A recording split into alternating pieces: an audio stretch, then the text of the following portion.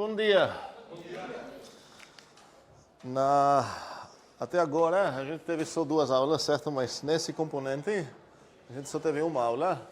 E essa aula foi introdutória de estabelecer pouco notação, lembrar umas coisas de nomenclatura também. E nosso conteúdo mesmo, que para esse componente seria estudar uns tipos de dados interessantes para computação, matemáticos. Vai começar agora. E o nosso primeiro tipo, assim vamos dizer, seria estudar conjuntos. E vou pressupor que é pelo menos uma ideia intuitiva do que se trata de um conjunto, todos temos. Mas eu quero tratar isso de uma maneira um pouco mais rígida. Por enquanto, não demais. E seria a primeira observação que quero fazer, talvez aqui, é que, tecnicamente, se alguém me cobrar assim nos detalhes, eu vou querer considerar que o set, na verdade, antes de chegar no set, vamos lembrar um pouco uns tipos que a gente conheceu em FMC1, os 3 componentes, talvez, ou não sei como você estudar a FMC1, mas eu acho que conhecemos um certo tipo de inteiros. Espero que todo mundo entenda o que vai ser um tipo dos inteiros. E nesse sentido, se eu quero falar qual seria o tipo de int, que é o símbolo que eu estou usando para o tipo dos inteiros, qual seria o tipo aqui? É um type. É um tipo. Okay? E a gente conheceu mais tipos, assim, primitivos, vamos dizer. A gente conheceu nat, que também foi um type. A gente conheceu um tipo dos reais, que também é um type. Vocês conhecem também, espero que o tipo bool de 2 valores, costumamos chamar de true e false. Também um type, string, um type, ok? Agora, o próprio set não vai ser, não quero tratar ele como um type, mesmo que várias vezes a gente vai escrever isso, ou a gente vai entender que o set como se fosse realmente um tipo de coisas, um conjunto, tecnicamente vai ter esse tipo. Agora, alguém que nunca viu isso, que eu sei que tem pessoas que talvez nunca viram o que eu acabei de escrever, gostaria de adivinhar o que eu acabei de escrever significa, está dizendo para mim sobre o set. Quero ver mãos. É chutar, adivinhar uma coisa, não é... Sim, Antônio. Tipo que interage com tipos. Ok, eu vou cobrar essa palavra, não gostei porque foi, tipo, não é muito claro o que significa interage com tipos. O que significaria interage com tipos? Quero algo bem concreto. O que significaria falar que o set é de type para type? A gente vai ler essa setinha assim. Só tem uma mão mesmo? Espera aí um segundo. 2. É Guilherme ou não? Guilherme, sim. Guilherme, fale. É que você...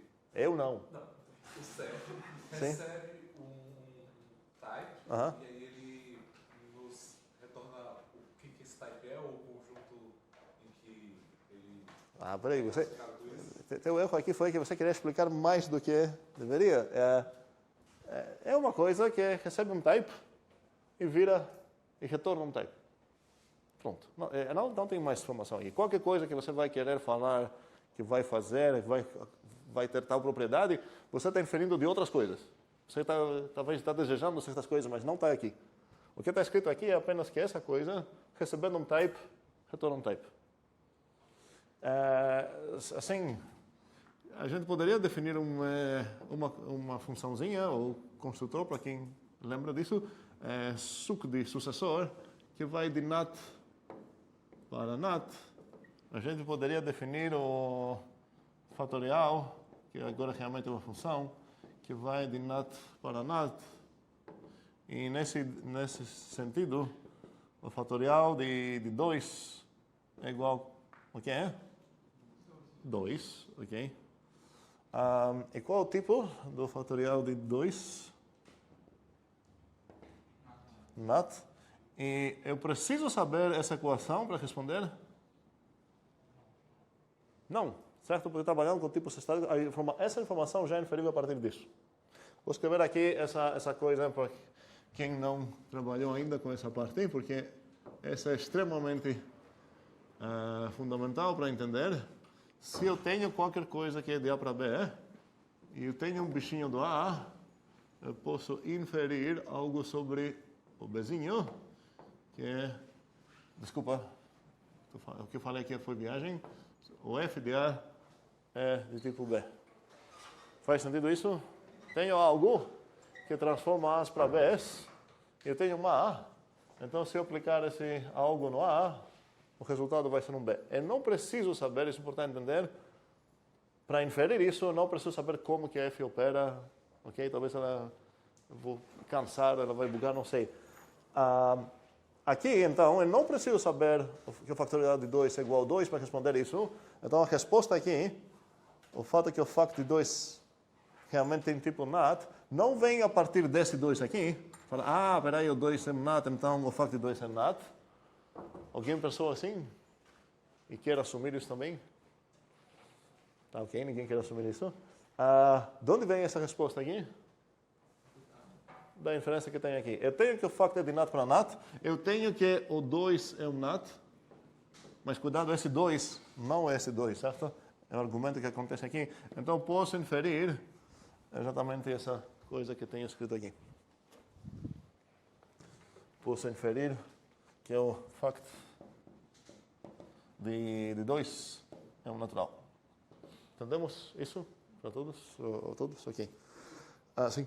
Você pode repetir essa lógica nessa inferência e entender? Aqui? Aqui você pode pensar, tem uma função que transforma azinhos para bezinhos. Habitantes do A para habitantes do B. E acontece que tem as minhas mãos são um habitante do A. Eu posso inferir, a partir disso é disso, eu posso inferir que o F aplicado no A habita o B. Faz sentido? E a partir dessa regra, eu posso inferir isso. Essa coisa é apenas um caso especial disso, onde o F é o fact, o Azão é o NAT, o Bzão é também o NAT, o Azinho foi o 2. Faz sentido? E aí inferir o que é? Que o F aplicado no meu Azinho é tipo A, é B. Faz sentido? Ok. Sim, então todos esses caras já estão prontos um type. Agora o set não é já um type, é o que a gente chama, alguém talvez gostaria de saber disso, type constructor. Ou seja, ele precisa receber um tipo para virar um tipo. E já que tem certos tipos aqui, faz sentido ver quais argumentos você poderia dar para o próprio set. O set é um type, agora eu vou desenhar de uma maneira muito bizarra. Ok? Essa é a linha de inferência. E eu sei que o int é um type, então posso inferir o que é.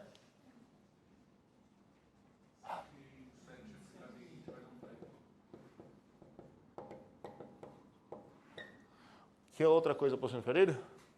Que o set de NAT é um type, o set de reais é um type, por aí vai. Então faz sentido, tecnicamente, não falar se a gente quer tomar cuidado. Isso não é obrigatório, depende das fundações que a gente trabalha. Se a gente trabalha com teoria dos conjuntos ou, equivalentemente, com uma linguagem de programação com tipos dinâmicos, a gente ia trabalhar de uma maneira muito mais assim, suja, entre aspas, e isso seria realmente um type. Você vai conjunto, e a gente só teria praticamente um type. Mas se a gente quer tomar cuidado com essas tipagens, faz sentido falar que o próprio set não é um type, mas aplicado num type, ele vira um type. Então, o set de int, vocês podem escrever isso também assim. Eu vou costumar não botar muitas parênteses nas aplicações de funções. Aqui também alguém poderia escrever isso assim. Então, o set de int é um type. Quais são uns habitantes desse type aqui, desse tipo? A gente costuma escrever isso abrindo chaves, listando todos os seus membros e fechando as chaves. Então, se eu escrever aqui essa coisa aqui, qual o tipo dessa coisa? Considerando que S5, S6, S5 aqui são os inteiros 5, 6 e 5. porque existem 5, 6 tantos naturais, nos reais, ok, booleanos não tem, strings não tem, esses são os inteiros, vamos dizer assim, então isso é um conjunto de inteiros.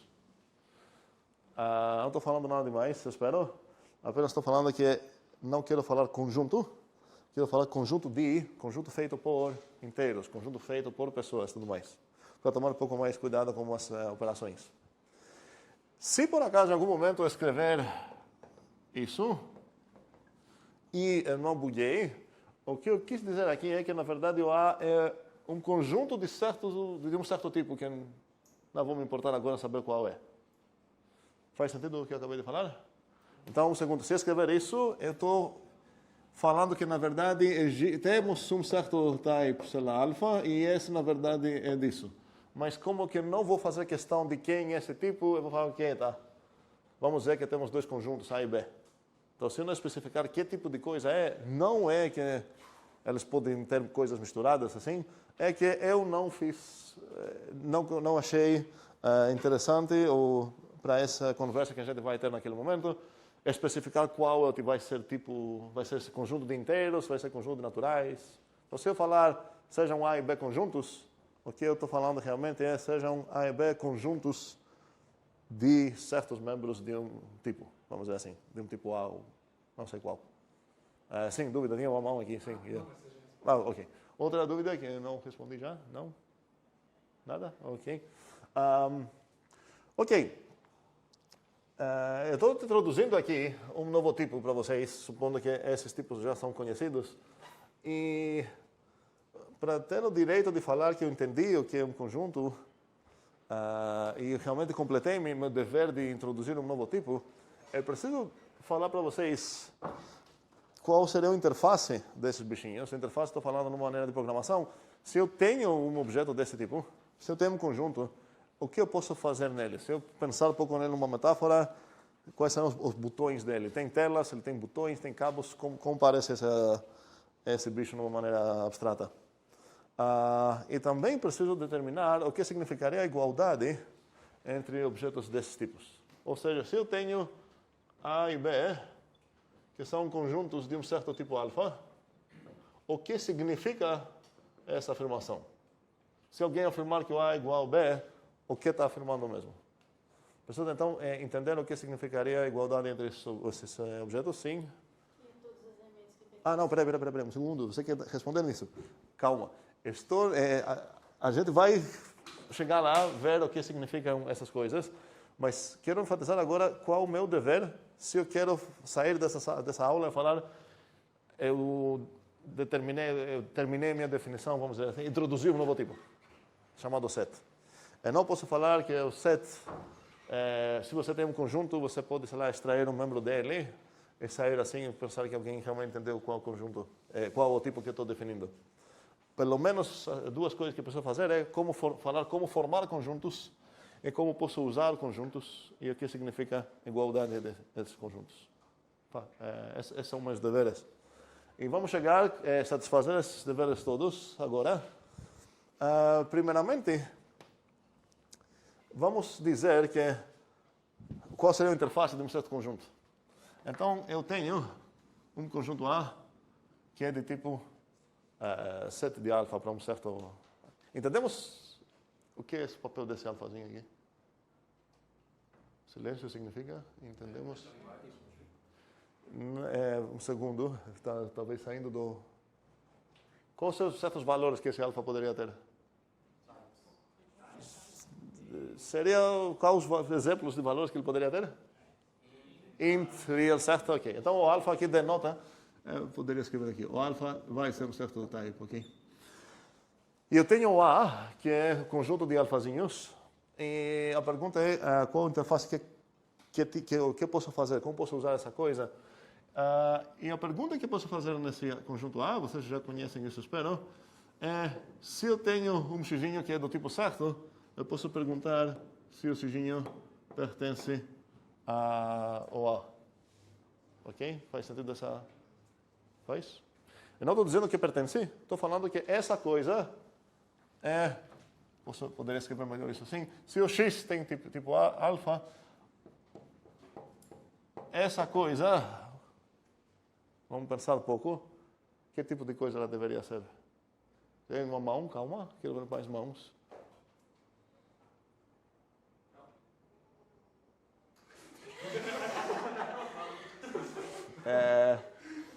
Vamos lá. Vamos começar com uma resposta errada. Uma resposta errada seria falar bull. E a gente vai ter essa treta durante o semestre. Com uns de vocês, a gente já tinha essa treta durante todo o semestre anterior. E espero que agora é muito claro que isso não vai ser um bull, vai ser uma prop mesmo, como o Davi gritou lá. O que significa que é um prop? É uma proposição. Então, essa coisa posso assumir como um dado, posso tentar demonstrar, posso refutar, posso sei lá o quê.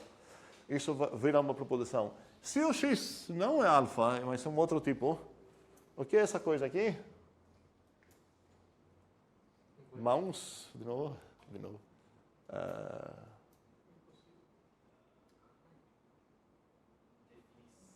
Mãos. Proibido. Antônio. Se o x não for do tipo alfa, ele não atende os as definições do set. Então, que tipo de coisa seria essa? Impossível. Impossível. Ok, gostei dessa vez. Mas é mal tipado, isso não é nada. Essa expressão não é que acaba sendo falsa e a outra era verdade. Na verdade, a outra não era nem verdade nem falsa ainda. É uma proposição. Tem chances de a gente demonstrar, para a gente acreditar nela, ou refutar, para acreditar que ela não é o caso. Essa coisa não chega nem a ser nem verdade nem falsa, é bugada, não compila. Okay? Se aqui não é alfa. Mas caso que isso é alfa, essa coisa realmente vai ser uma proposição. Agora, se eu sei como traduzir essa proposição, o que você vai traduzir? Falar, ok, x pertence no alfa significa o que é? Significa que o x quadrado é menor de 5. Qual o tipo dessa coisa que eu escrevi aqui? Não, o 5 é um inteiro, o x quadrado é um inteiro, mas falar que essa coisa é um inteiro significa que você considera, por exemplo, que você pode somar 8 nisso. Ou comparar com outro inteiro, sei lá o que é. Essa coisa é um inteiro. X quadrado menor que 5. Que tipo de coisa é essa? Não uma... Calma, aí temos várias brigas. Falou operação, a desigualdade não é uma operação, é uma relação. Não, peraí, precisamos ter essa briga em algum momento. As operações, quando a gente tem um conjunto, a gente fala operação quando tem uma função que recebe vários bichinhos desse conjunto e ela vai construir um bichinho desse conjunto. Essa vai ser uma operação. A relação é como se fosse uma operação, mas ela não vai retornar nada, ela vai virar um prop. Então, se você tem uma coisa assim, a gente chama de relação. Se você tem uma coisa que aqui não é prop, mas é um outro type, podemos chamar de operação. Nesse caso, na verdade, precisamos exigir um pouco mais para falar operação. Função, em termos geral. Mas aqui, minha pergunta é, o que eu vou escrever aqui? Que tipo de coisa é essa? E não temos muitas opções, temos visto poucos tipos e poucos type constructs, poucas coisas. Então, não quero frases muito longas. Vai ser o que aqui? É uma proposição. Ok? Mesmo se eu não tivesse conversado nada, afirmar o x quadrado menor que 5 é uma certa proposição. Tem seu verbo aqui, ela está afirmando algo sobre certos inteiros. Ok. Então, saber o conjunto A significa saber como traduzir isso para qualquer x do tipo certo. Para os x's que não estão no tipo certo, não estou nem aí, essa coisa nem compila. Espero que entendamos essa coisa. Então, tecnicamente, além de falar de set de alfa, cada tipozinho alfa vem junto com um pertence. Eu precisaria decorar esse pertence aqui também. Mas isso é um pouco demais. A ideia é que vai ser inferível. Se eu escrever x pertence a, e se isso realmente é bugado, se isso não é bugado, se isso ele checa bem, ele tem uma tipagem correta, eu já sei então que para um certo alfa, o x é de tipo alfa, e o A é de tipo set de alfa. Tudo isso vai ser implícito. Se eu escrever isso, sem ter erro de tipagem, significa que essas coisas já são implícitas. Por isso estou falando que tecnicamente isso pertence aqui. Alguém poderia decorar com um alfazinho aqui para indicar que... Vamos lá. Qual seria... Agora vamos começar a escrever coisas de ordem um pouco mais alta.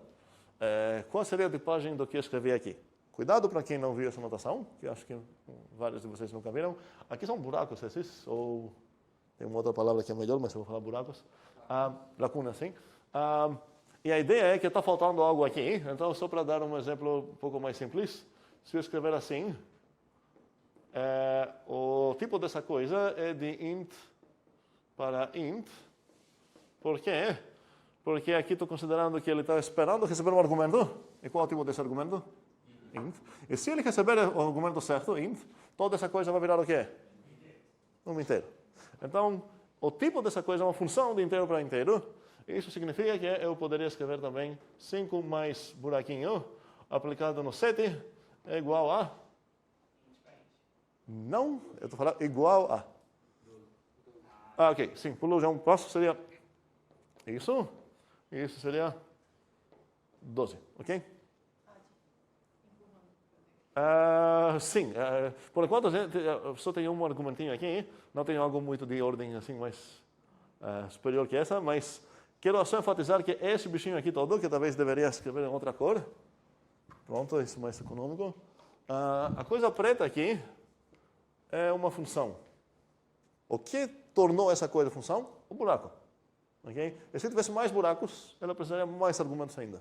Espero que isso faz sentido. Um segundo. Então, nesse caso, só para ficar um pouco ainda nos inteiros, se eu escrever isso, qual é o tipo dessa coisa aqui? Não é de int para int. Se eu escrever int para int, significa que essa coisa espera um inteiro para retornar um inteiro. Mas aqui tem 2 buracos, a ideia é que vai esperar 2 inteiros. Posso escrever isso assim, e a gente vai ter nessa disciplina bastante conversa sobre uma maneira diferente de visualizar isso, mas por enquanto posso pensar que, olha, pega 2 inteiros e recebe 2 inteiros. Então, se aplicar esse bichinho aqui num parzinho de inteiros, por exemplo, no 7,2, isso vai ser o quê? Eu vou denotar os parzinhos só às vezes assim, eu quero fazer isso para destacar. Isso seria o quê? 7 mais 2, muito bem.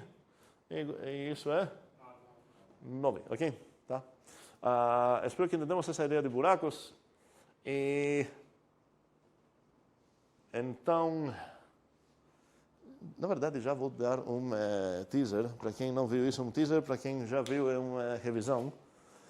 Qual seria a outra maneira de visualizar essa parte aqui? Vamos dizer, um outro cara viu isso aqui e falou, não, peraí. Calma. A gente não falou que essa coisa aqui é de int para int? Acho que isso foi conhecido e ninguém brigou com essa parte. Então, se eu... Vamos começar com isso. Era 7, 5 mais 2. Esse é um int, não é um int? Ok. Se eu pegar nessa expressão e focar numa subparte dela, uma subexpressão, como, por exemplo, o 2, e falar, ok, esse 2 aqui é um inteiro, eu quero botar um buraco onde fica o 2, para ele virar um argumento. Espero que isso faz sentido. Então, se eu botar um buraco numa coisa que era int, essa coisa vai virar o quê? De int para... Qual foi esse int aqui? Eu tinha antes que o 5 mais 2 era de int... desculpa, era int. Eu vou pintar esse int de uma outra cor.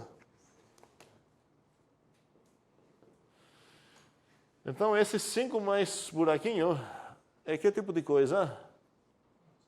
De int para int, mas um dos 2 ints vai ser preto e o outro vai ser vermelho. Qual vai ser o primeiro int aqui? Vai ser preto. E esse vai ser vermelho. A ideia é que, porque esse cara é vermelho, olha, eu já tinha um inteiro formado pelo 5 mais 2. Eu substituí um inteirinho aqui. Então, se você me dar uma coisa do mesmo tipo que eu tirei, eu vou ter a mesma coisa, resultado que eu tinha antes. Ok? Faz sentido? Sim. Mas eu não entendo a necessidade dessa distinção. E Os pode. dois não são tipos? Os dois são types? Não, um segundo. O string também é um type. Não posso substituir qualquer type para qualquer outro type. Sim, mais uma. Está falando a necessidade das cores? Isso. Ok. A necessidade é porque aqui aconteceu, por sorte, que tanto o argumento quanto a expressão inteira toda compartilhavam o mesmo tipo, eram habitantes do mesmo tipo, eram ints. Mas poderia não ser int. Por exemplo, poderia ser, sei lá, se eu tenho uma linguagem de programação, eu vou ter o length de uma coisa aqui, onde eu estou esperando receber o quê? Um string, certo?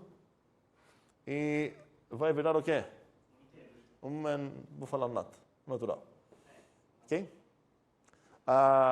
E poderia ter, para continuar esse exemplo de length aqui, talvez você tenha aqui uma coisa composta, hi, concatenado, com um buraco, certo? E agora isso ia ser o quê? Que tipo de coisa é? String para? Muito bem. Aí pintei a int aqui para entender que esse cara concorda com essa coisa, como dá para ver aqui também, que aqui não tem algo, né? Eu esqueci aqui, escrever um exemplo como assim, length de Salahai, isso era not. Faz sentido? Eu botei um buraco aqui e agora é de string para o que era a expressão original. Ok. Mas onde estava aqui? Então, essa coisa concordamos todos que tem esse tipo? Mas isso não significa que eu posso achar aqui uma subexpressão, por exemplo, 5, eu botar um buraco nele? Ok? Mas se eu fizer isso, se eu buraquizar esse 5 aqui, ok? Opa. Qual seria o tipo disso? A partir do fato que o que eu tirei aqui era um int, eu sei que isso vai ser um int, certo? Ok. Mas recebendo um int, ele precisa retornar o que a expressão original era. O que era? Int para int.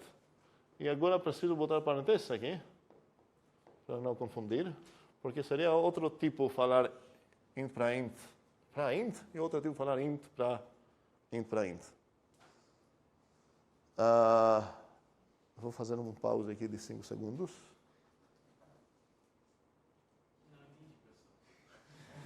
Mas nem passaram os 5 segundos. Olha, o processo que estou descrevendo aqui é começando com uma certa expressão, botar buracos. É assim que estou criando funções.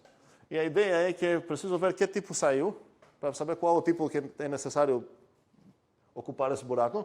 Mas se eu der o argumento de tipagem certa, o resultado vai ser do tipo original da expressão que eu tinha começado. Pense aqui. Eu comecei numa coisa inteira, 5 mais 2 é um inteiro.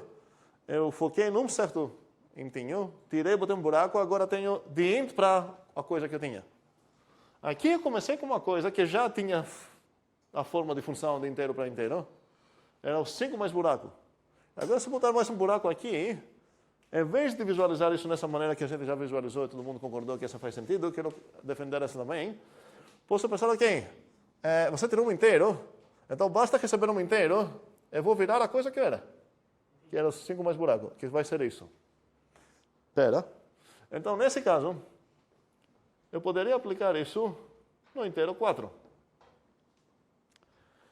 Antes de perguntar a vocês qual seria o resultado aqui, quero saber qual seria a tipagem. Que tipo de coisa seria essa? Para responder, é só a regra que precisa ser essa função. Eu tenho algo aqui, aplicado em algo, então vou tirar esse parênteses aqui para não confundir. Então, a pergunta é o que eu posso inferir sobre essa parte aqui. Quem é meu F aqui? Buraco mais buraco, ok. E ele é de onde para onde? Ok. Agora, se eu tenho um argumento desse tipo, no lado dele, que eu tenho, o que eu posso inferir a partir desses dois? Que essa coisa é de que tipo de coisa? Ok. Ou seja, essa coisa toda que eu escrevi aqui é uma função de inteiros para inteiros. Qual função? Como poderia escrever isso melhor? O 4 vai ocupar essa coisa aqui, certo? Então, isso é isso. Ok? Qual função é essa? Como eu poderia descrever isso para alguém que acabou de chegar na aula? O que ela faz? Ela soma 4 no único argumento dela, certo?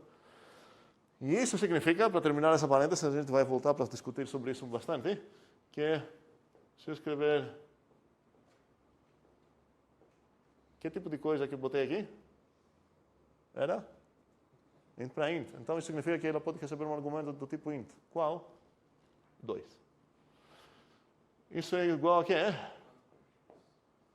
Primeiramente, preciso pensar qual é essa coisa antes de ver fora. Qual é isso? Parêntese, 4 mais buraquinho. E aqui está sendo aplicado um 2. Isso é igual a? 4 mais 2. O que aconteceu aqui, acontece muito em várias linguagens de programação, é chamado cuquificação. A gente vai estudar e botar essa coisa na mesa para brigar sobre isso como assunto principal daqui umas aulas. Mas, por enquanto, espero que entendemos que essa coisa alguém pode ver tanto assim, falando, ok, está precisando de 2 argumentos. Então, ela pegou o 7 e 2 e agora virou 9.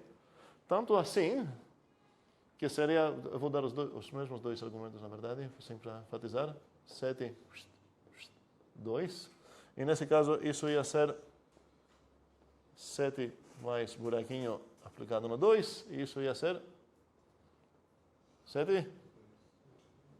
Bora acordar, mais 2. Isso ia ser o mesmo 9.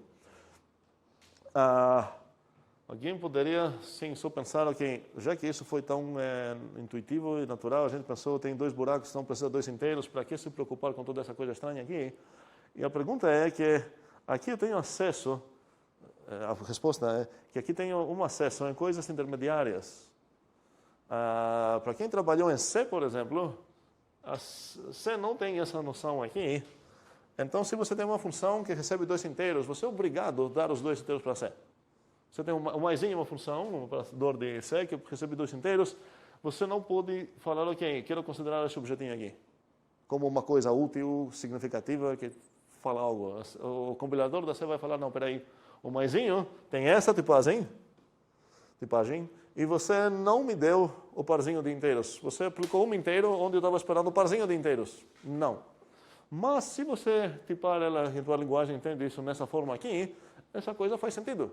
É uma coisa bastante útil. É uma função que soma 3. Por que proibir essa coisa para ser uma coisa útil? Em geral, a gente vai trabalhar com funções de ordem superior, que é o nome que a gente dá para funções que ou recebem funções como argumentos, ou retornam funções como saídas, vamos dizer assim. Ou as duas coisas. Qual é? Qual o nome mesmo, professor? Cuquificação. Sim. Como? F, né? Isso é um F, sim. Cuquificação. Vem desse nome aqui, curry. E o processo, a cuquificação, na verdade, é o que acontece quando você vira dessa abordagem para essa. E o inverso seria a descuquificação. A gente não quero discutir muito isso agora, porque em algum momento daqui umas aulas vai ser o assunto principal da aula, a gente vai discutir essas coisas. Mas, assim, depois de toda essa conversa, vamos ver um pouco qual seria a tipagem aqui. E eu vou aceitar, na maioria dessas perguntas que eu vou fazer, exceto se eu especificar cuquificado ou não cuquificado, eu vou aceitar tanto isso como a resposta certa dessa expressão e isso também. Okay? E normalmente o contexto vai indicar se a gente está pensando de uma maneira cuquificada ou descuquificada. Okay? Um segundo, apagar muita coisa aqui que está sujando o meu vidro.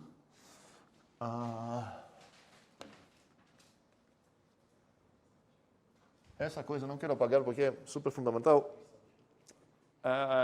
Quero ver ideias, na verdade, antes de ver ideias, quero todo mundo escrever num papel, que todos devem ter papel em frente de vocês. Como vocês tipariam isso aqui? A ideia é que eu já sei que o alfazinho é um type, ok? E a pergunta é, essa coisa, qual seria uma tipagem certa para essa expressão que escrevi?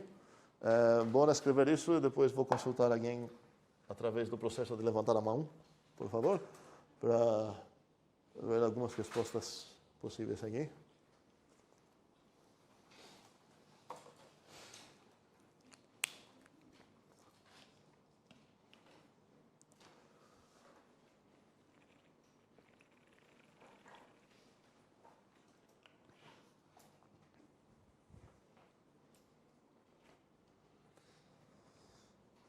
Alguém tem palpites? Vamos lá, quero mais. Palpites. Mãos, ok? Frank, sim. VAR. Como? VAR, são variáveis. Ok, VAR, gostei. Ok, para set. Como assim, I? Setinha?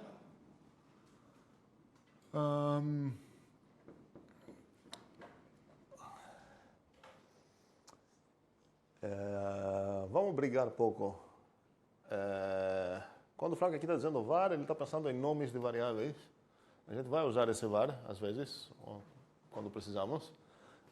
E para dar um exemplo rápido onde esse var seria usado, se eu perguntar em C, se você tem essa coisinha aqui,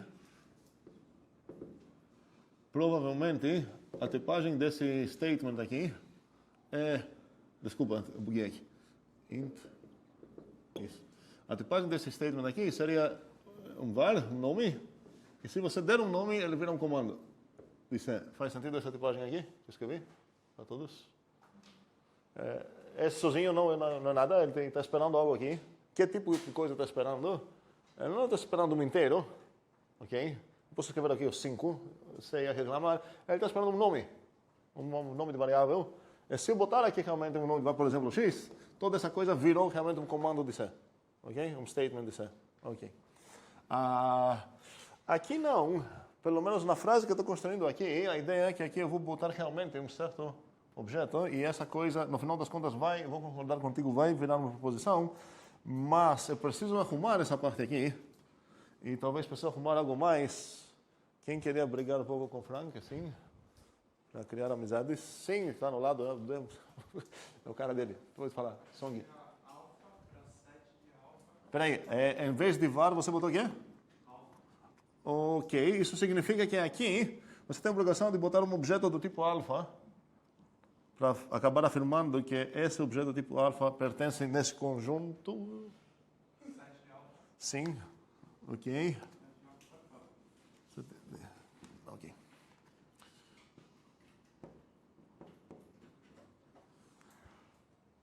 Concordamos com essa? Agora, isso significa que Song e Frank, na verdade, os dois visualizaram a coisa codificada. Muito legal. Estamos pegando o jeito. Se alguém não visualizar assim, falar, ok, então você precisa botar simultaneamente um tipinho alfa e um conjunto de alfa para isso virar uma proposição. Essa maneira legal para nós, e seria bom nos acostumar, então vou acabar escrevendo assim. Mentalmente, aqui existem na verdade as parênteses, ok? Implícitas. Porque se eu botar aqui vai ser errado, então a gente vai concordar que vamos acumular todas as parênteses lá na direita, quando tem uma sequência de setinhas. Mas mentalmente eu vou ler isso como: pega algo do tipo alfa, vira uma proposição. Ok? Sim, tinha mãos. Sim, vamos lá, peraí. Sim, Juliana. Eu tenho uma pergunta. Sim. Caso, em relação à purificação. Sim. Eu adicione primeiro o alfa como aí, tudo bem ele está incompleto por um tempo, ou tem que fazer sentido ou não? Não, a gente não quer prejudicar funções para falar que elas, para merecer algo na vida, elas precisam ser aplicadas em algo, tudo mais. Como C faz, por exemplo. Em C, essa expressão sozinha não tem os mesmos direitos que tem, sei lá, o f de x. Vamos supor que é f de inteiro para inteiro. A f de x tem vários direitos. Você pode escrever return f de x numa outra função, supondo que é f de inteiro para inteiro. Mas se é f de inteiro para inteiro, você tentar isso, o compilador lá vai reclamar, vamos dizer assim. Não é intrínseco dentro da própria linguagem essa noção de funções. Você pode fazer gambiarras, experimentar essa coisa, não vamos discutir as gambiarras com ponteiros com C, mas o próprio objeto da função não tem os mesmos direitos que tem os outros tipos inteiros e tudo mais. A gente fala que é uma linguagem que entende que não tem esse preconceito contra funções e contra outros objetos, que tem contra funções, que ela considera as funções cidadãos da primeira classe, first class, sim, da primeira classe. Enfim, a frase é assim. Então, aqui, nesse exemplo que eu tenho escrito, sem sequer dar argumentos para ele, já considero essa coisa uma coisa muito legal. Essa é a soma. Soma não é legal? É legal. Se eu dar para isso 1, essa coisa é muito legal. É um sucessor, uma função bem legal. Agora, se dar para isso 2, essa coisa também é legal. É o 3, o número 3. Okay? Então, todas essas coisas não é que está em modo de espera e ele não serve até receber, até ser, como falar... Existe até a frase que também concorda um pouco com essa ideia de espera, de falar que não foi saturada essa função. Não recebeu todas as coisas que estava esperando. A gente pode usar essa frase também, mas de jeito nenhum não vamos considerar ruim uma coisa dessas. Espera aí, não era assim. Vamos lá. Sim, Guilherme. E eu também poderia afirmar uma codificação que... Espera aí, tá falando aqui? Sim. Que na codificação ele recebe um set de alfa para um alfa que vai para uma posição. Sim, a conversão que vamos ter aqui é que, tipo, na ordem que a gente está vendo os buracos, vai ter essa ordem também. Porque isso eu imagino que isso com pertence faz mais sentido, porque você sabe onde você vai colocar o set. Não, isso não tem a ver com pertença. É qualquer expressão que a gente vai botar buracos para não ter essa confusão, porque se eu dar certos argumentos lá, tecnicamente não sei qual foi a ordem que eu estou considerando os buracos. Então, a notação de buracos tem essa limitação. E para trabalhar sem essa limitação, a gente precisa dar nomes para esses buracos, vamos dizer assim. Outra limitação poderia ser que, olha, eu quero o mesmo argumento aqui. Talvez se eu quero considerar apenas expressões como essa aqui, eu quero criar uma função que vai receber um certo inteiro aqui como 3, e ele vai botar o 3 nos 2 buracos. Outra vez vai ser 5 buracos, eu quero o primeiro argumento copiado no primeiro, no segundo, no quinto buraco, e o segundo argumento no terceiro, no quarto buraco. Então, essa notação que temos com buracos é muito útil, mas tem suas limitações. Então, a gente vai respeitar a ordem dos buracos no jeito que estão acontecendo assim. E antes de fechar essa parêntese, espero que entendamos que essa coisa é exatamente a mesma coisa com essa aqui. É a própria soma. Certo? Faz sentido isso que escrevi aqui? Ok. Ainda aqui alguma briga para antes de continuar? Sim, Davi? Peraí, não. Preciso respeitar a... Sim, Song. Sobre notação, às vezes você coloca uma tag quando você vai fornecer do lado dos grafos o argumento. Quando sempre usa... Está falando aqui, decorar isso como 1 ou 2? Ao meu lado, por exemplo, no teu som. Aí você vai fornecer, por exemplo, o número 1 ali na codificação, certo? Não, eu estou perdido, não entendi. Na soma. Aqui? Quando você vai fornecer 1, por exemplo, para ele virar um int para int, por exemplo. Às vezes você coloca uma tagzinha, às vezes não coloca. Um tag. Assim. É isso que tu chamaria de tag? Ok. Não, acho que isso não... isso eu escrevi agora, isso que eu estou falando que eu escrevi aqui? Isso é a partir de 1, de 2... Não, isso é porque um tipo de dados que a gente vai considerar são as tuplas, ou pares ordenados, ou triplas ordenadas e tudo mais. E existe essa notação. A mais comum notação para falar de parzinhos é usar parênteses. Só que parênteses tem outros usos também. Então, quando quero evitar confusão, eu usei aqui esses, não são tags, ok? Esses, não sei como chamar, mas não tags. Em inglês são angle brackets. Eu não sei como falar em português. Chaves o quê? Chaves anguladas. Maybe, não sei. Ok. Esse tem apenas papel de falar, eu vou formar o parzinho do inteiro C e do inteiro 2. Não tem a ver com essa parte aqui. Se você não colocar isso, não tem problema? Se colocar assim? Aqui está bugado. Está bugado porque não sei nem como parsear isso. Se fosse apenas um set, a gente identifica as tuplas de tamanho 1 com o próprio objeto. A gente vai discutir isso assim que falar sobre tuplas. Mas, por enquanto, saiba que essa notação que eu escrevi aqui, isso, o parzinho de A e B, e isso significa que nesse parzinho eu sei que o primeiro carinha é o A e o segundo carinha é o B. A maioria das linguagens de programação, isso ia ser escrito apenas com parênteses. Aqui queria evitar parênteses, porque estou usando outras parênteses também, assim, para enfatizar isso. Estamos... Que val? Eu tive a mesma dúvida do Guilherme e eu acho que entendi o que ele quis falar, porque a ideia que eu acho que você teve era que, tipo, numa perspectiva de codificação, seria legal uma função que a gente, que dissesse assim, eu tenho o tipo alfa, e aí eu tenho a função, vai ser pertence a alfa, e eu posso só colocar elementos nela e ela vai dizer assim. Um segundo. Vamos, pelo menos agora que estamos tomando cuidado com a tipagem, temos isso também, e o set de alfa também, vamos usar a palavra pertence apenas para esse símbolo aqui. E não para, com certeza não isso, porque acho que tu falou pertence ao alfa. Não faz sentido falar pertence ao alfa, ok? Então fala de novo o que tu quis dizer. Que era, tipo, seria legal uma função que a gente teria, tipo, pertence ao set de alfa. A gente já teria no meio da codificação, tá vendo? Sim, muito bem. Então, nesse sentido, eu poderia... Isso é chamado aplicação parcial. Se eu visualizar aqui como dois argumentos, eu vou falar, ok, quero aplicar, mas não todos os argumentos. Eu quero ver o que coisas interessantes posso pegar aqui.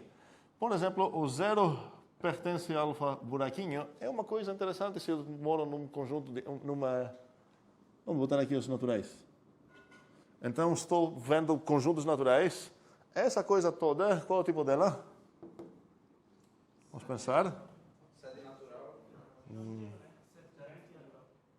Pega um set de naturais, sim. Vira próprio. Agora estou confundindo a anotação, mas enfim. E? Vira próprio. Vira uma proposição. E qual é, se eu dar o 5, o singleton 5, por exemplo, aqui como argumento, vira a afirmação que o zero é um membro disso. Ou seja, toda essa coisa é o teste de ter ou não ter o zero num conjunto. Bastante interessante, bastante útil. Como? Porque, na verdade, que Val aplicou outro argumento. Então, vamos ver se isso também poderia dar algo útil aqui. Qual conjunto, por exemplo? Eu não quero botar os próprios naturais. Vamos botar os... Não inteiros? Teria um type error. Calma aí. Vamos botar os pares, que eu vou denotar assim. Esse é o conjunto dos naturais pares. Ok? Qual o tipo disso? Natural vira próprio. Muito bem. E como poderia descrever isso? Já que ele vira uma proposição, isso é uma posso pensar isso como se fosse uma propriedade dos naturais. Qual propriedade é essa? Separa. A paridade, even, né? Sei lá, paridade. Não é paridade. Paridade é... Você pode falar que a paridade desse número é ímpar e a paridade desse número é par. Aqui é a propriedade de ser par. Por isso eu inventei o paridez, não sei. Eu não sei uma melhor palavra para isso. Acho que estamos... sim, Cauê. Professor, quanto tempo eu tenho? Se eu estivesse fazendo uma prova do senhor e eu fosse usar a codificação. Próximo. Vamos deixar... Parece meta a tua pergunta. Tu entendeu o conceito aqui? Eu entendi, eu só queria saber sobre o uso dos parênteses. Tipo assim, é canônico, eu posso usar isso? Ou feio?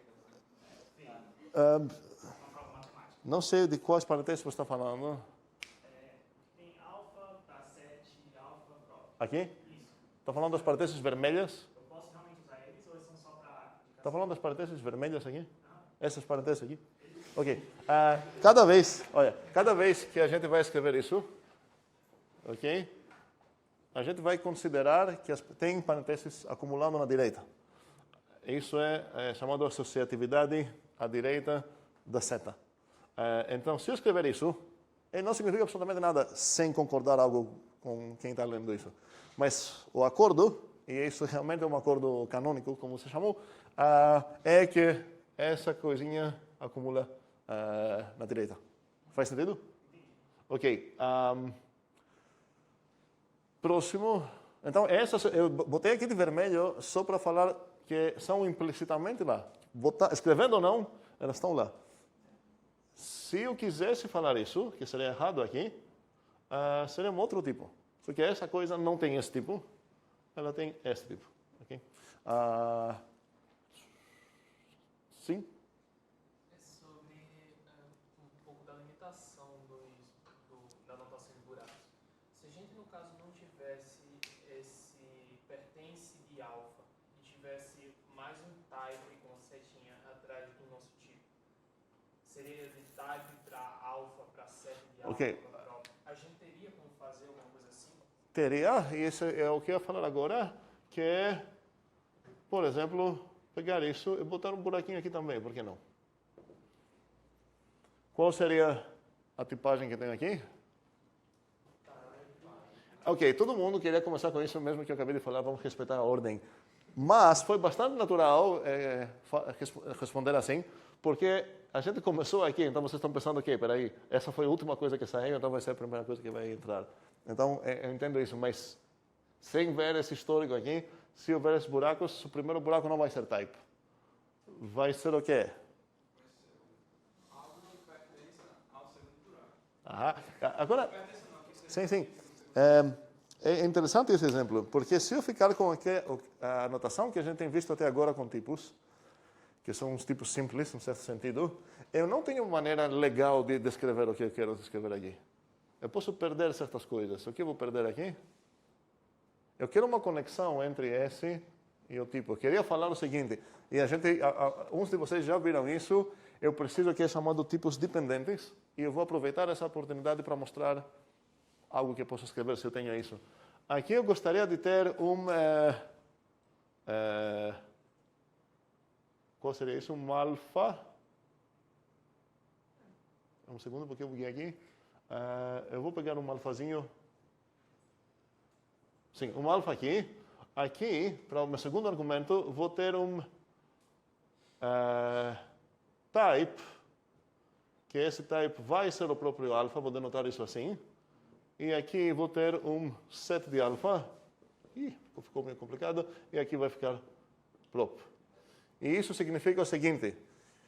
Eu vou ler isso como se fosse o primeiro argumento, porque todos focaram aqui primeiro. Então, você pega um type, que vamos chamar esse tipo type de alfa, e um set de alfa, e você vira uma proposição. Para muitos de vocês, essa vai ser uma nova anotação, e a gente não vai trabalhar quase nada com isso, mas em umas ocasiões onde fica mais descritivo o que está acontecendo, eu vou aproveitar para escrever assim. Então, aqui estou falando que esse argumento de tipo type, esse o type que você vai me dar vai ser o alfa, esse vai ser o primeiro argumento aqui. Mas isso é só para assim, para abrir uma parêntese sobre tipos dependentes, sim. É impressão minha, eu estou relacionando coisas erradas ou aquele argumento parece um comando? Esse aqui? Isso. Não. A anotação talvez te confundir aqui. Você poderia usar uma outra anotação que não teria um conflito com uma coisa que você está pensando. Essa não é uma afirmação não um juízo que o alfa é um type. E isso você vai ler. Vou trocar essa ordem para ler isso de uma maneira talvez mais natural. Eu vou considerar o primeiro argumento que vai ser esse, o segundo e o terceiro. Então, como primeiro argumento, presta atenção no que eu vou falar, não no que eu vou escrever. Como um primeiro argumento, vai ser um type que vou denotar por alfa, esse type. Como segundo argumento, vai ser algo do tipo alfa. E como terceiro argumento, vai ser algo do tipo set de alfa. E como o resultado vai ser proposição. Inclusive, essa seria a única maneira correta para escrever isso, porque na maneira que eu escrevi antes, apareceu um alfa bugado. Aqui pode pensar que isso é meio que está ligando essas coisas, e para fazer isso de uma maneira certa, eu vou precisar abrir uma parêntese muito longa, que talvez não seria legal ver agora.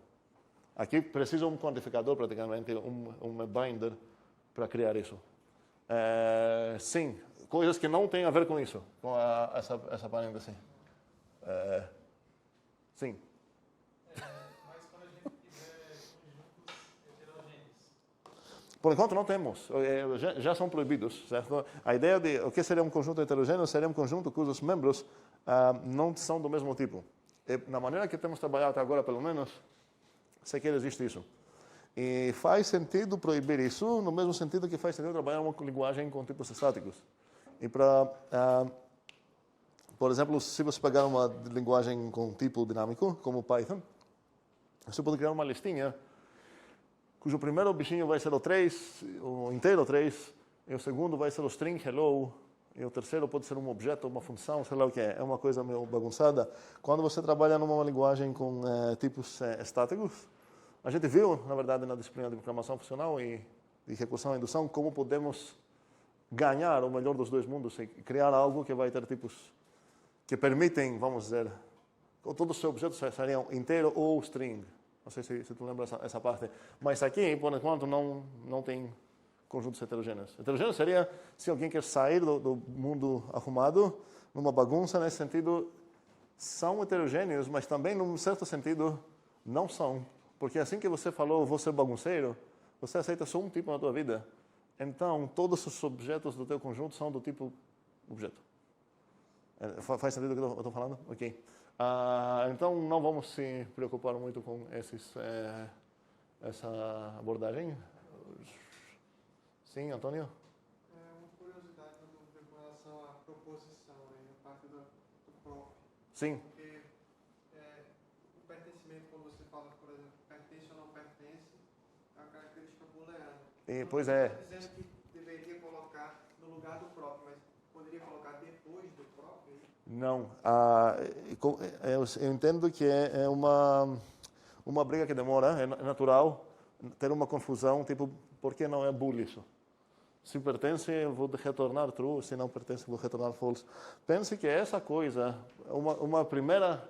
A resposta verdadeira é que você vai acabar entendendo bem isso só com um pouco tempo trabalhando com isso. Mas como uma primeira assim, resposta, que não vale tanto, mas vou falar mesmo assim, pense que o 2 pertence aqui, no 2n, sei lá, que é uma proposição. Ou vou escrever even de 2. Isso é a afirmação que o 2 é par. Não quero falar que essa coisa é igual ao true.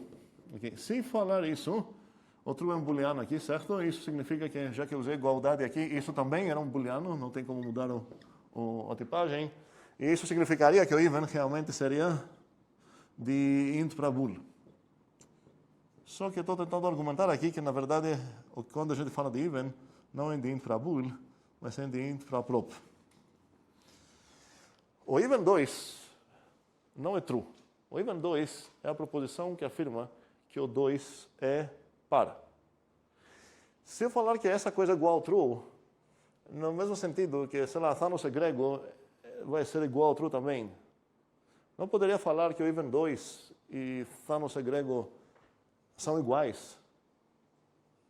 São proposições completamente diferentes. Uma afirma algo sobre um inteiro e o 2 afirma que o 2 é par. E bom, não queria trocar o domínio para a tipagem aqui, porque isso teria até para comparar. Até ficando nos inteiros, qual seria um outro predicado que poderia ficar aqui nos inteiros? Positivo. Positivo também vou ver assim. E agora quero comparar duas, que se eu visualizar o mundo como o Antônio está falando, e faz sentido ter esse bugamento inicialmente com os booleanos, a gente não ia conseguir diferenciar entre isso e isso.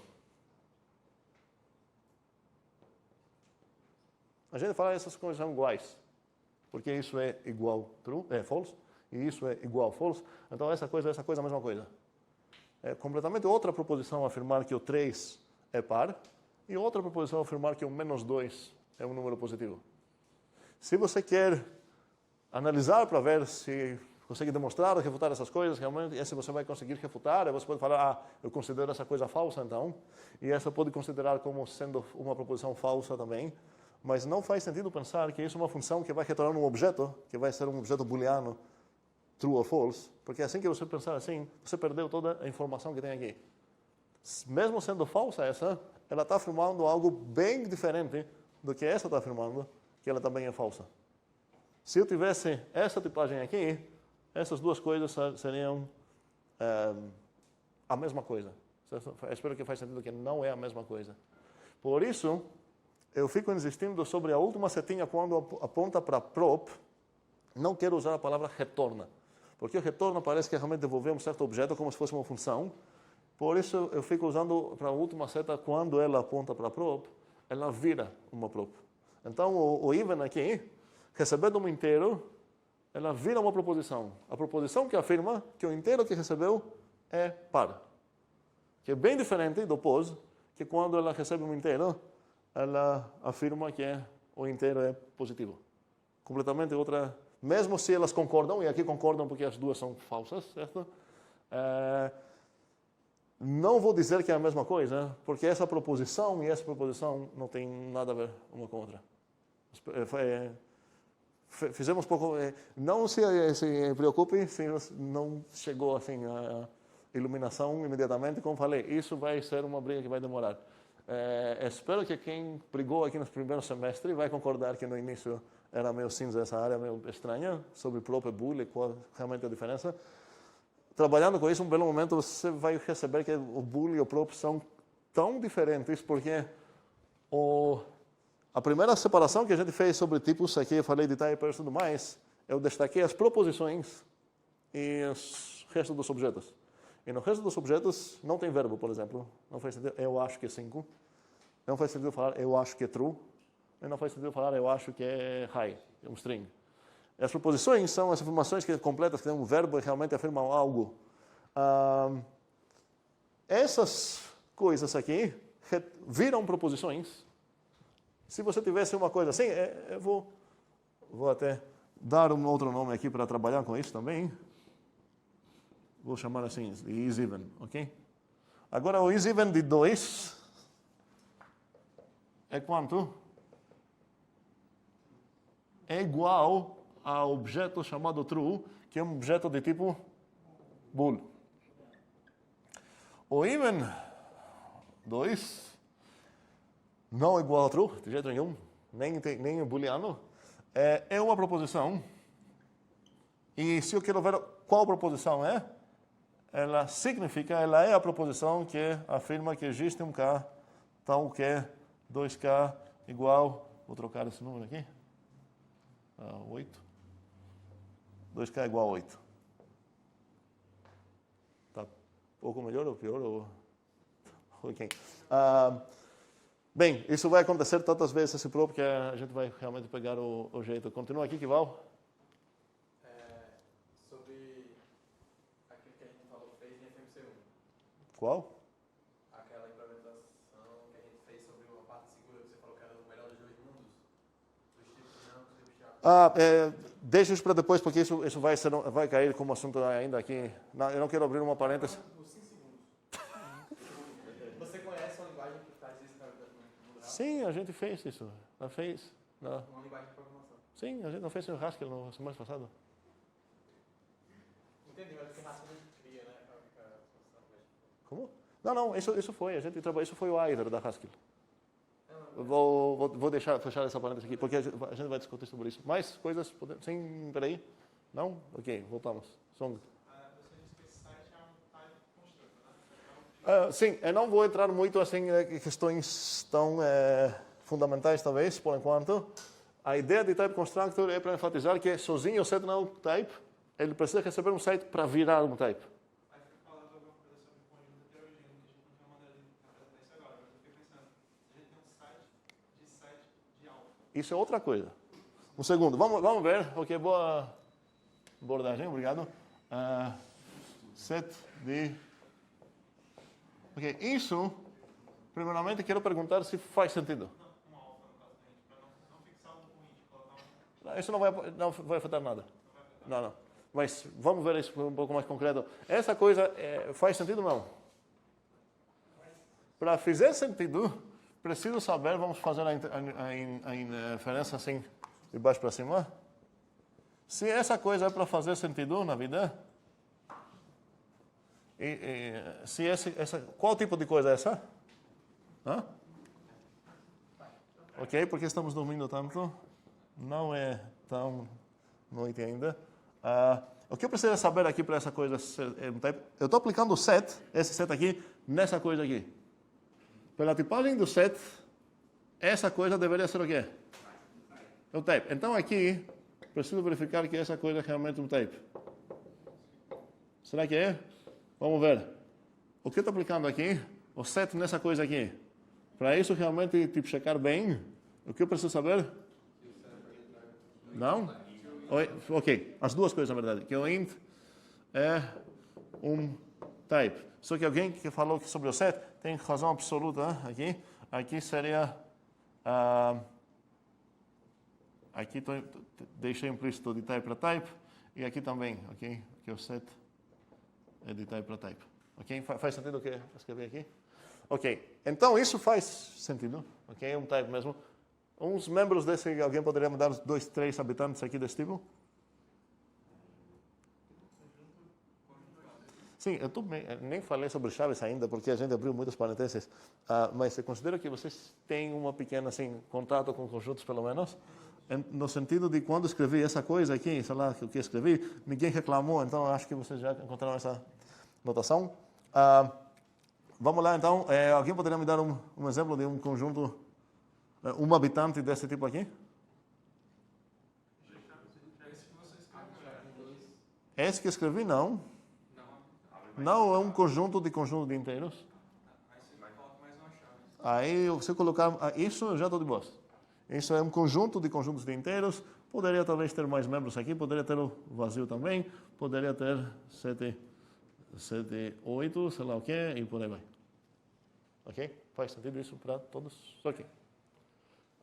Ok, beleza. Podemos continuar um pouco assim, avançar? Ok. Sim, fale. Fale. Seria outro parênteses, eu acho um pouco maior. Me deixe decidir isso. Pode perguntar. Você tinha comentado que o zero pertence aos naturais e aos inteiros, beleza. Okay. Mas são zeros diferentes? Pois é, ia já brigar porque você falou pertence aos naturais e aos inteiros. Todos os tipos que consideramos são distintos. Sim. Não tem coabitantes assim do mesmo tipo. Os inteiros têm um certo cara que eles chamam de zero. Os naturais têm um certo cara que eles chamam de zero. E de 1, de 2 também. E os inteiros também têm 1, 2. São outros bichos. Sequer faz sentido perguntar se são iguais, porque são de tipos diferentes. Cuidado com isso, porque é um erro comum pensar que tecnicamente em matemática temos essa coisa aqui. Vou escrever umas... Não sei, imagino que vocês já encontraram isso em algum momento na vida. E isso é uma mentira nesse sentido. Okay? Esse não é um subconjunto. O que é verdade é que eu posso embutir, ou seja, criar uma funçãozinha que respeita o que ela precisa respeitar. A gente vai aprender essa disciplina, o que significa isso. E mandar cada bichinho aqui para um certo bichinho aqui, e mandar cada bichinho aqui por aí vai. E isso é o typecasting que acontece em linguagens de programação, no mesmo sentido que em C, quando você escreve 3, normalmente, a primeira tentativa disso, isso vai depender do contexto, mas se você tentar somar os 3 e o 2,0, você vai ter um type error. O que protege o type error para acontecer em C ou várias outras linguagens é que você tem um automático typecasting que acontece aqui. Fala, na verdade, o 3 é um inteiro, ok? Mas eu tenho uma maneira de embutir o inteiro, assim, embutir esse cara para os floats. Então, já que essa operação pode ser tanto entre inteiros para retornar inteiro, quanto entre floats para retornar um float, e esse cara aqui foi um float, eu tenho como castar esse cara para ser um float, e agora eu vou falar que essa vai ser uma operação entre floats, e vai funcionar toda essa coisa. Mas espero que é meio claro que aqui você não está somando um inteiro em um float. Você está somando o floatamento do 3 para o 2. Que você poderia escrever assim, por exemplo, só que a própria linguagem, depende de linguagem, certo? De quão chata é com tipagens, ou qual boa, ela vai fazer isso para ti ou não, ok? Faz sentido isso tudo que aconteceu?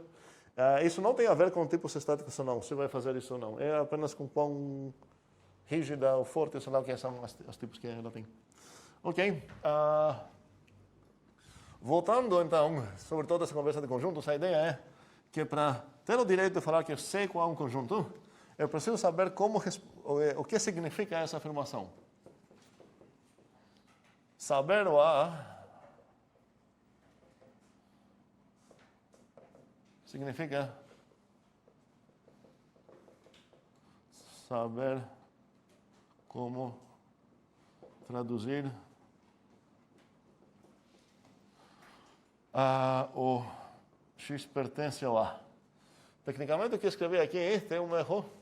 Alguém pode falar qual é o erro?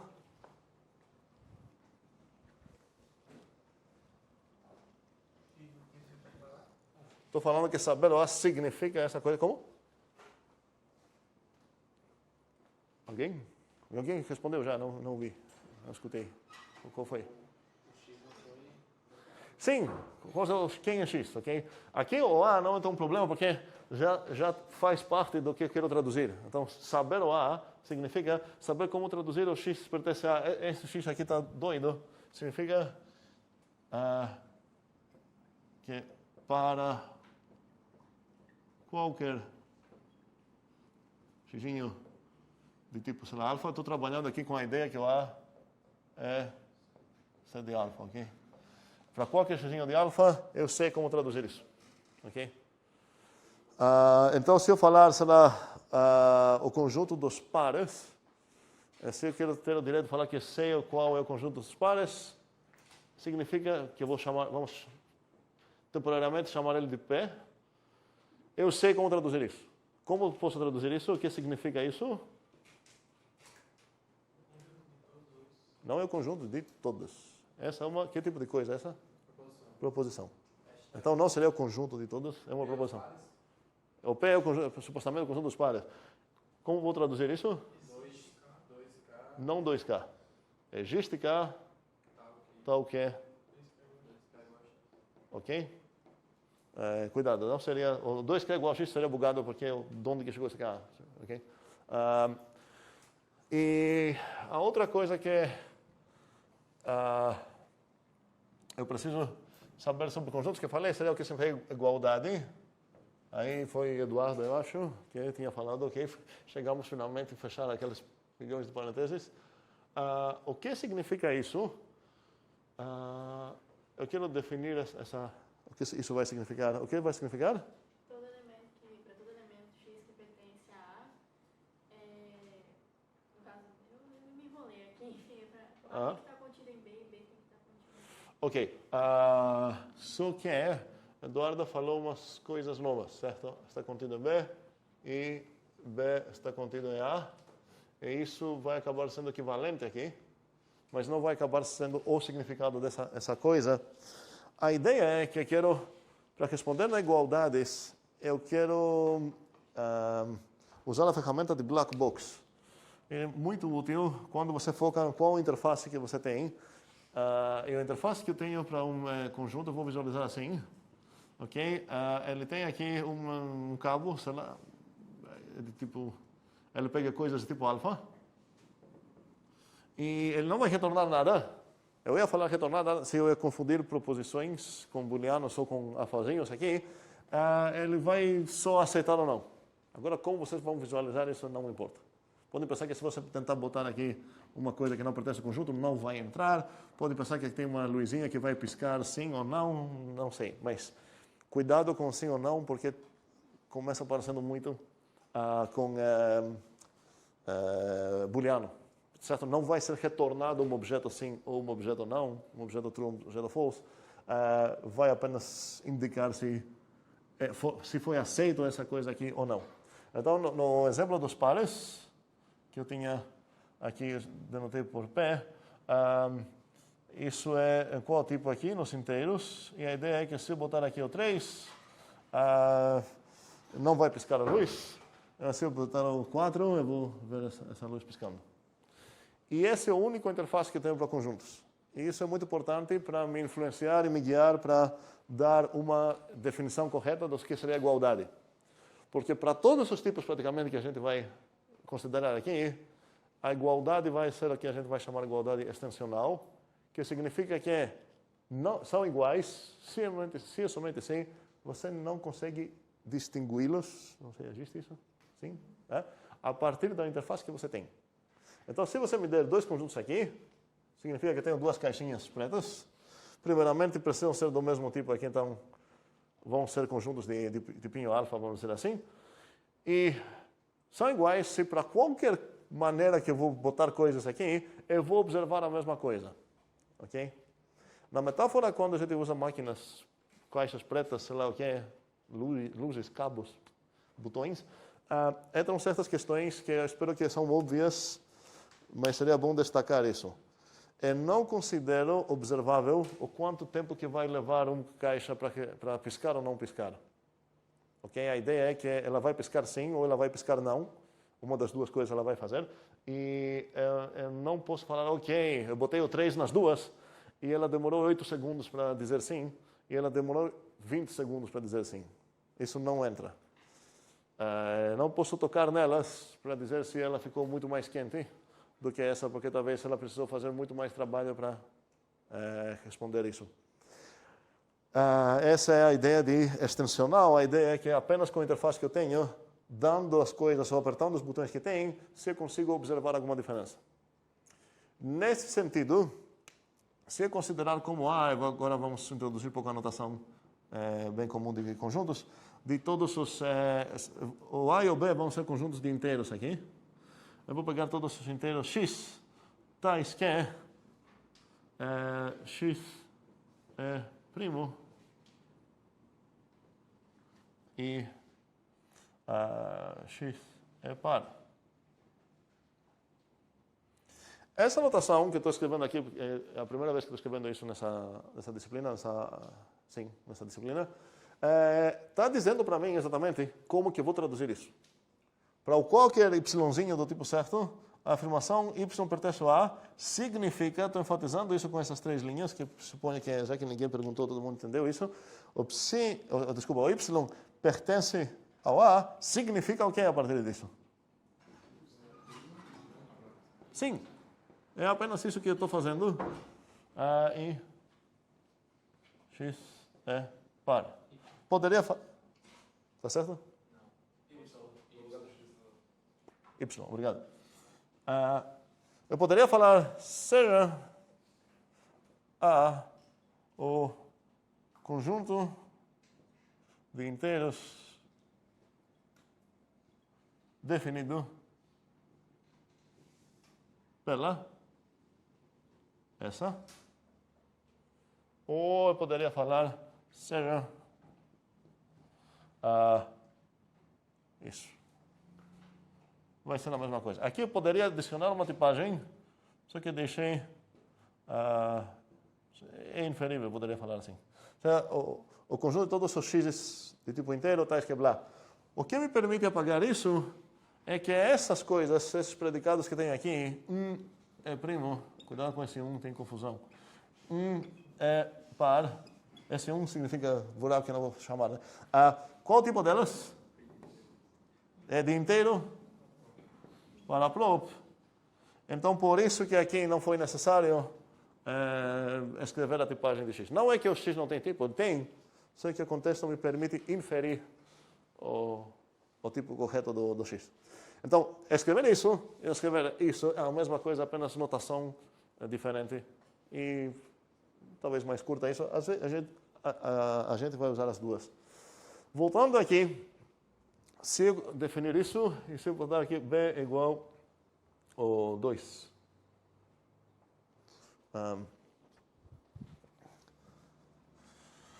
Agora a pergunta é, como isso traduz aqui? Seja B o conjunto de inteiros definido pela qual é a equivalente forma para definir o B aqui? Preciso falar quando é que eu... Não sei porque eu troquei de x para y aqui. Foi bobagem, hein? Não que errado, mas parece que não poderia ter usado o x, mas posso, eu quero enfatizar isso. Essa é uma maneira de definir, essa outra... Opa, valeu. É bom ter compiladores. Ok. Ok, então é isso que equivale a isso. Eu escrevi uma coisa aqui, o que falta aqui? Sim, tá. Inteiros aqui, tipo, X pertence a B. Significa? E B é 2. X, quando você fala é o que esse é? Igual. Igual. Okay? Cuidado, não é. Porque quando a gente fala sei lá, X é primo, blá blá, parece um predicado, mas aqui o X é o próprio, é igual. É igual a 2, ok? Uma igualdade. Um segundo. Se eu falar isso, eu tenho o direito de falar que eu defini o B. Porque eu falei como traduzir, a única coisa que preciso falar como traduzir, ok? Aqui então determinei o A e determinei o B. A interface que temos é botar que tipo de coisas? Ints e ver se deu certo ou não. Essa é a única coisa que podemos fazer. Então, para falar que o A é igual ao B, não vai ser essa definição. Isso vai acabar sendo um teorema. Aqui, o A é igual ao B significa... O que significa igual ao B? Que para qualquer tentativa que você vai fazer lá, botando coisas neles, usando a interface deles, elas vão comportar da mesma maneira. Então, para todo xzinho de tipo alfa, a resposta que o A vai dar vai ser a mesma com a resposta que o B vai dar. Espero que lembramos que isso é equivalência de proposições. Ok? Faz sentido para todos? Ok?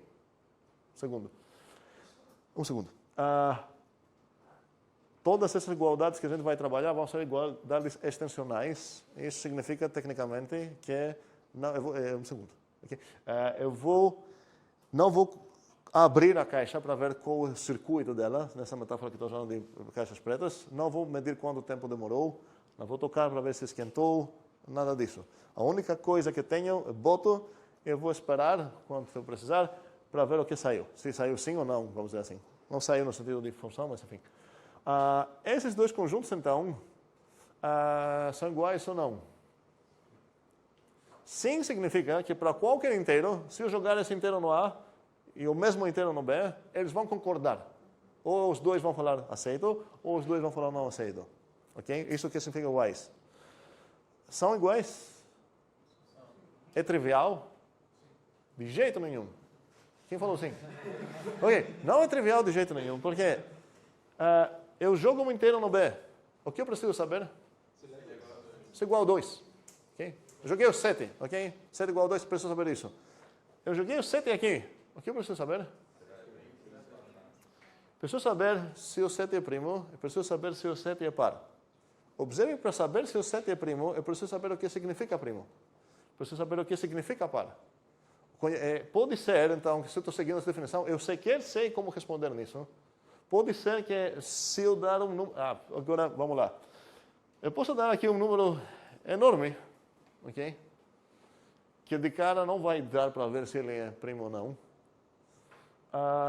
E te perguntar para esse teste sobre o A e o B. Tecnicamente, imediatamente vamos ver, o B vai responder 2, certo? Porque não vai ser igual a 2. Esse cara aqui vai falar, peraí, preciso ver se é primo. E também preciso ver se ele é par. E caso que eles são satisfeitos os dois critérios que tem aqui, eu vou falar sim.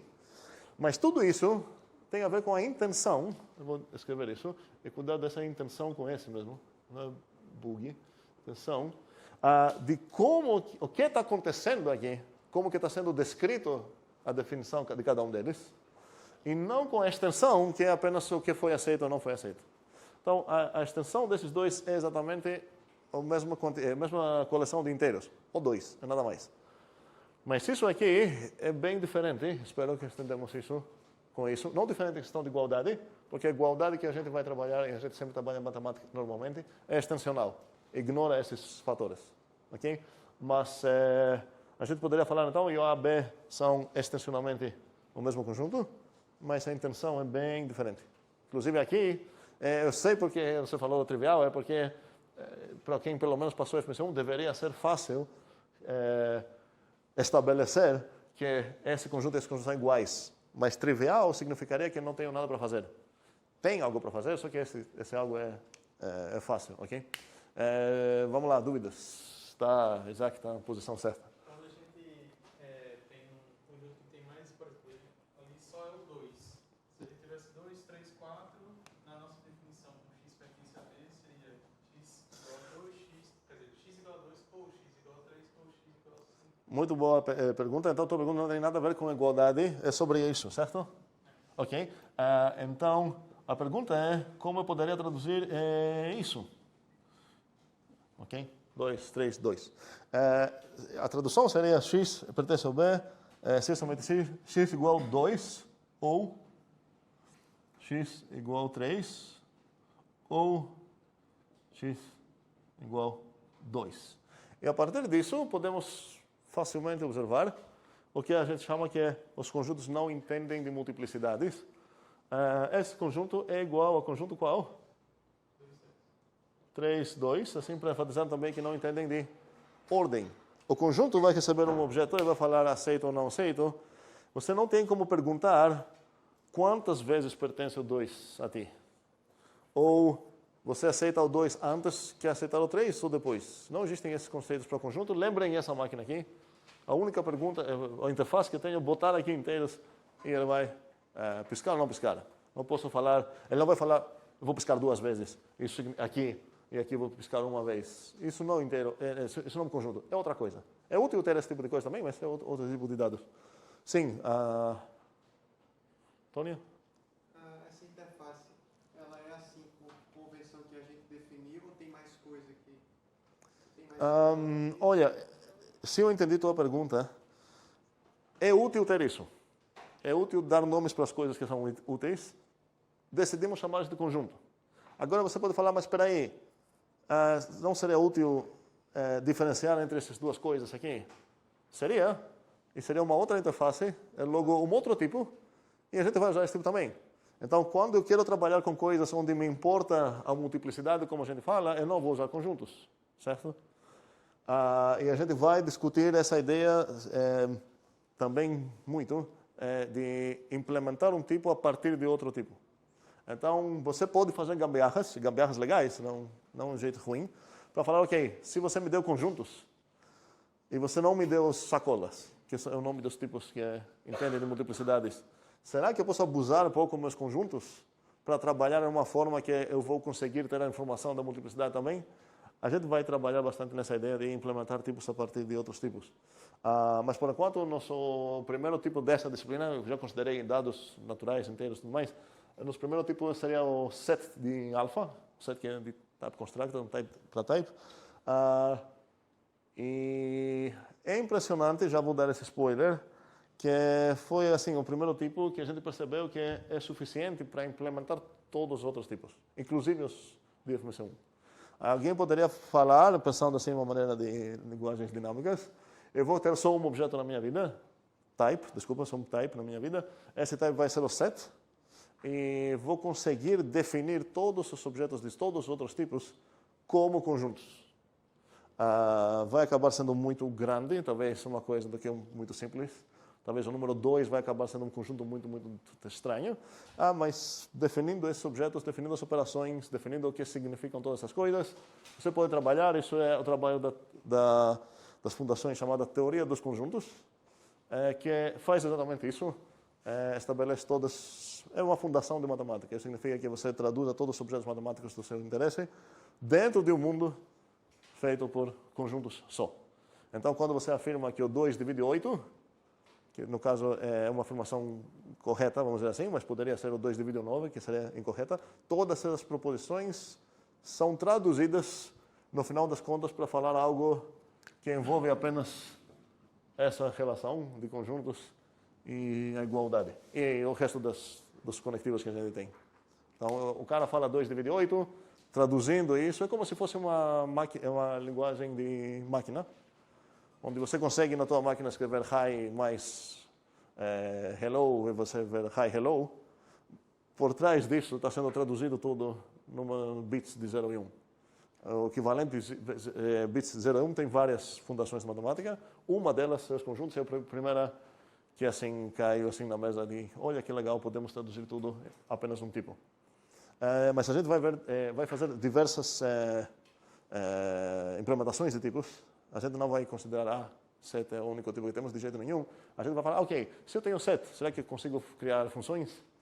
Ok, se eu tenho, sei lá, tuplas, será que eu consigo criar outras coisas? Então a gente vai ver umas maneiras de criar tipos a partir de outros tipos, sem falar que esses vão ser set vai ser o nosso único primitivo tipo. Que é exatamente o que acontece quando você estuda teoria dos conjuntos. Sim. Próxima. Não, ok. Sim. Gabriela. Sobre a definição de igualdade de conjuntos. No caso, para todos os x desse tipo... Um segundo, porque eu precisaria apagar isso, certo? Para não confundir. Sim?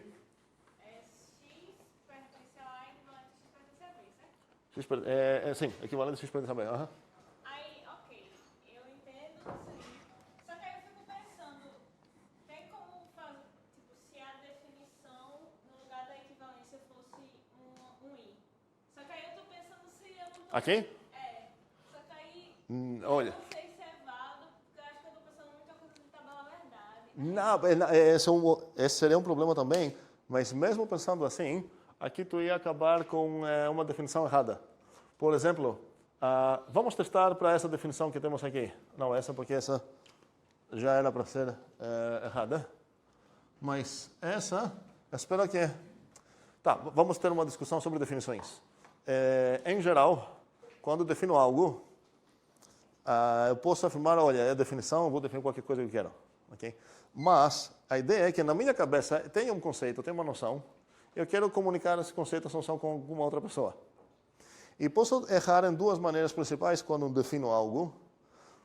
Pode ser que a definição que eu escrevi não vai aceitar como iguais aqui certos conjuntos que eu gostaria de ser iguais. Agora, se eu consultar Gabriela, ok, tua definição é muito complicada, eu não quero nem saber. Você pode falar para mim se você considera esses dois iguais? Agora estou evitando a definição dela só para saber o que ela acha sobre esses dois conjuntos. E sim, né? O A e o B? Não sei. Espera aí, sobre esse conjunto e esse conjunto? Está vendo que não é trivial essa questão? Sim. Não, mas um segundo. Minha pergunta é sobre esses dois, ok? Então, vamos esquecer um pouco a definição, porque está complicada, não quero entender. Esses dois conjuntos você vai considerar iguais. Agora, se eu consultar a definição que ela deu e aplicando essa definição eu descobrir que na verdade esses dois não são iguais, segundo a definição dela, ela errou na maneira de definir algo que a definição deveria falar sim, segundo o que ela acha sobre esses conjuntos, né? Deveria falar sim, mas a definição falou não. Equivalentemente, podemos errar de uma maneira contrária, ela poderia aceitar coisas que não deveria aceitar. Se eu dar, sei lá, como A o vazio, eu espero que concordamos que ela não deveria aceitar esses dois como iguais. Então, se ela aceitar esses dois iguais, ela está aceitando coisas que não deveria aceitar. No outro exemplo, ela está negando coisas que ela deveria aceitar, refutando coisas que deveria aceitar, ok? Vamos ver, então, a única maneira de testar se essa coisa faz sentido ou não é ver com certos exemplos. Agora que temos esse exemplo, por exemplo, seria legal testar aqui. A gente gostaria que eles são iguais. Mas o que acontece se eu traduzir isso assim? O A igual B acaba significando o quê? Que para todo x,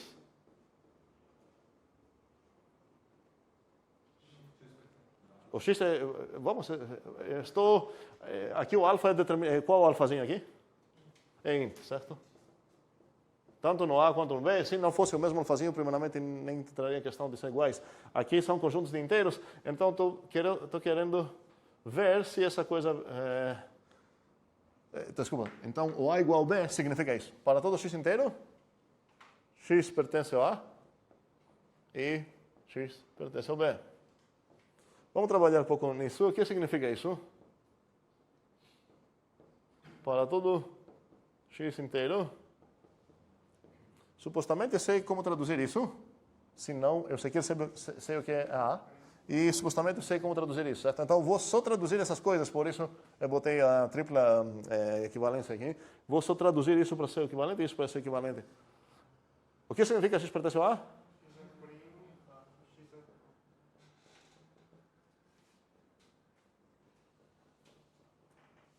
E o que significa essa coisa aqui? x igual a 2. E agora, vamos ver. Essa afirmação, ela deveria ser verdadeira se era para ser A igual a B. Se A igual a B significa isso, e eu sei que A precisa ser igual a B, vamos ver, consultei a Gabriela antes de ler a definição dela, que ela gostaria de ser iguais. Vamos ver, essa coisa é verdade? Não? É verdade que todos os inteiros têm essa propriedade aqui? Ok, eu vou precisar de um testemunho. 1. Basta achar um inteiro que não satisfaz essa coisa aqui. E alguém falou já o 1? O 1 não satisfaz isso, então não é verdade isso. Então, segundo essa definição, o A não é o mesmo conjunto com B. Conclusão, a definição é errada. E errada nesse sentido significa o quê? Porque, como falei, em um certo sentido, uma definição não pode ser errada. Isso é mentira. Pode ser errada quando ela não concorda com com a nossa própria intenção. Okay? Aqui, a intenção era que definir o A igual a B na maneira que queremos defini-lo, certo? E assim vai acabar, se eu definir dessa maneira, quais conjuntos vão ser iguais aqui? Alguém consegue achar um A e um B que vão ser iguais? Se os dois forem conjuntos naturais. Como? Se os dois conjuntos forem o conjunto dos números inteiros. Ok. Se eu perguntar essa pergunta, isso vai acabar traduzindo para qual afirmação? Para todo x inteiro. O que acontece?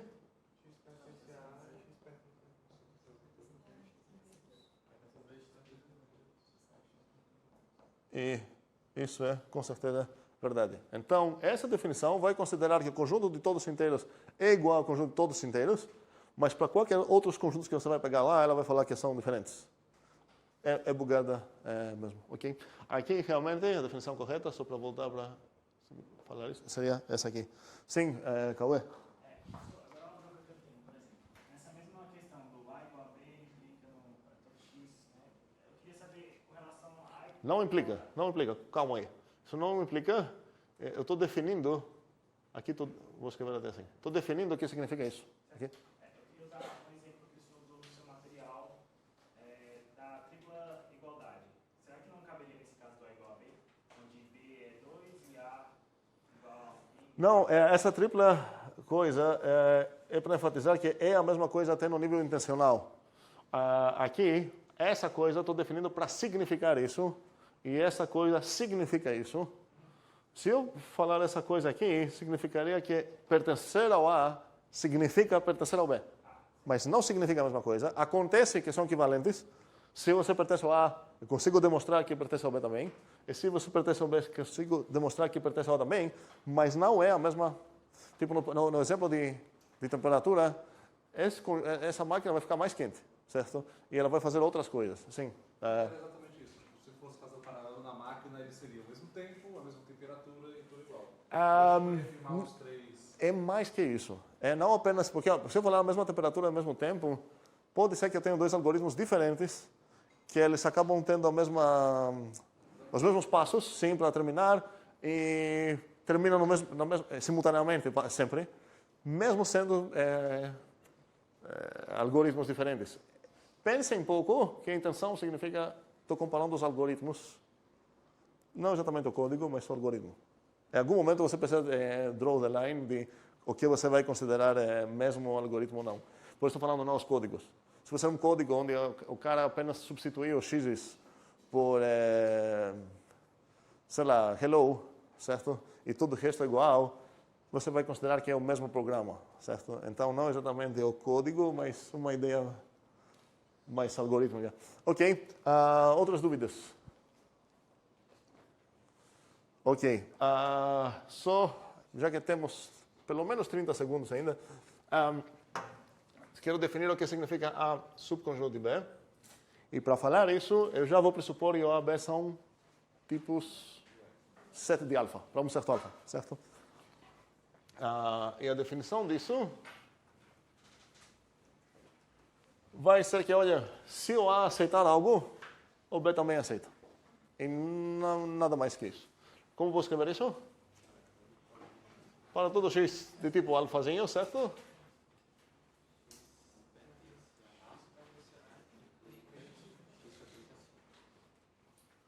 E é um exercício bastante legal para praticar como escrever demonstrações que parecem tão óbvias e triviais.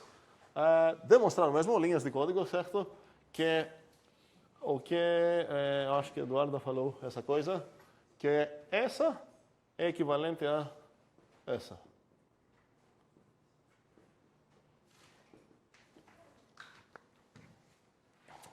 O que eu preciso fazer, assim, só para ajudar um pouco no início, não é trivial, ok?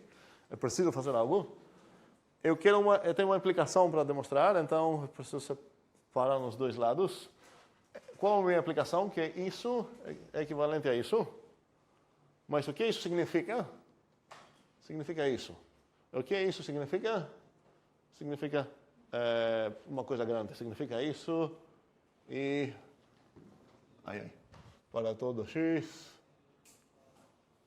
pertence ao B, implica x pertence ao A. Então, no final das contas, o que eu quero demonstrar é que essa equivalência aqui. Duas partes na minha demonstração, cada uma separada. Vou supor o lado esquerdo para chegar no lado direito, vou supor o lado direito chegar no... É uma prática boa assim, para quem não escreveu assim. Terminamos aqui porque é bastante tarde. Qualquer briga, dúvidas, levamos para o Zurlip. E até quarta. Ainda não. Tem muitos alunos entrando e saindo, então ainda não temos presenças. Eu acho que a partir de quarta-feira vamos ter.